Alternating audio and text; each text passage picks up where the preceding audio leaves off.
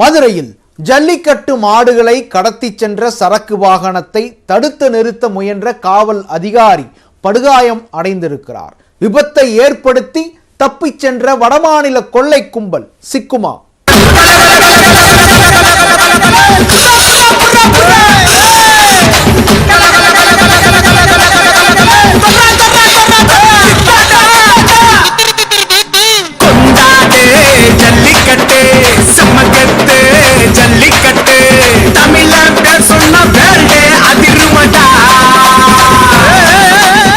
மாடுகளை கடத்தி செல்லும் வடமாநில கும்பலை பேரிகார்டை மறித்து பிடிக்க முயன்ற போலீசார் மீது சரக்கு வாகனத்தை அதிவேகத்தில் மோதச் செய்து விபத்தை ஏற்படுத்தி செல்லும் காட்சிகள்தான் இவை.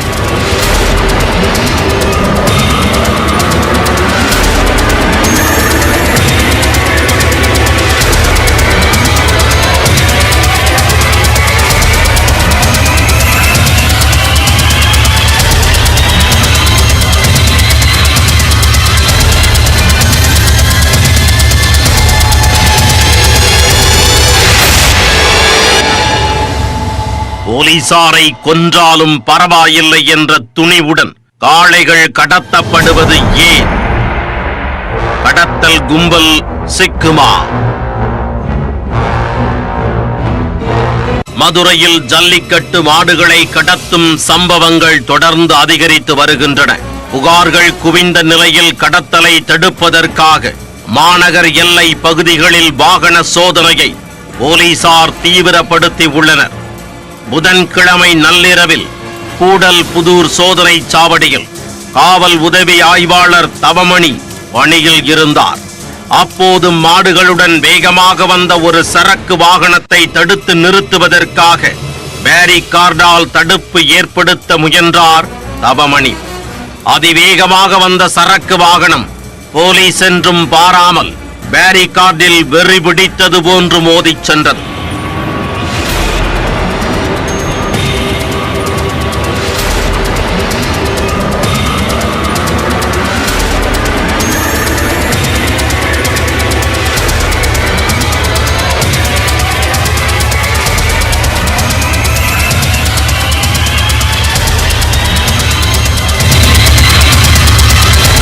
வாகனம் மோதிய வேகத்தில் பேரிகார்டு எஸ்ஐ தவமணி மீது பட்டதில் அவர் கால்களை பிடித்தபடி கீழே விழுந்தார். இந்த விபத்தால் அவரது இடது காலில் காயம் ஏற்பட்டு மருத்துவமனையில் சிகிச்சைக்காக அனுமதிக்கப்பட்டார். இந்த சம்பவம் குறித்து வழக்கு பதிவு செய்துள்ள கூடல்புதூர் போலீசார் சிசிடிவி காட்சிகளின் அடிப்படையில் கொள்ளை கும்பல் குறித்து விசாரணை மேற்கொண்டு வருகின்றனர்.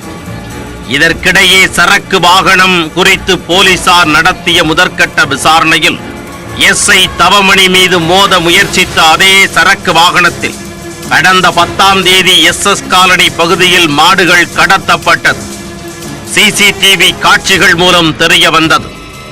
ஏற்கனவே மதுரை மாவட்டம் முழுவதும் ஜல்லிக்கட்டு காளைகள் உட்பட பல மாடுகளை வடமாநில மர்ம கும்பல் தொடர்ந்து கடத்தி வருகிறது. இது தொடர்பான புகார்கள் குவிந்த நிலையிலும் இதுவரை போலீசார் குற்றவாளிகளை நெருங்கக்கூட முடியவில்லை. தற்போது கொள்ளையர்களால் ஒரு காவல் அதிகாரிக்கு காயம் ஏற்பட்ட பின்பாவது விசாரணை தீவிரப்படுத்தப்படுமா என்கின்ற எதிர்பார்ப்பு எழுந்துள்ளது.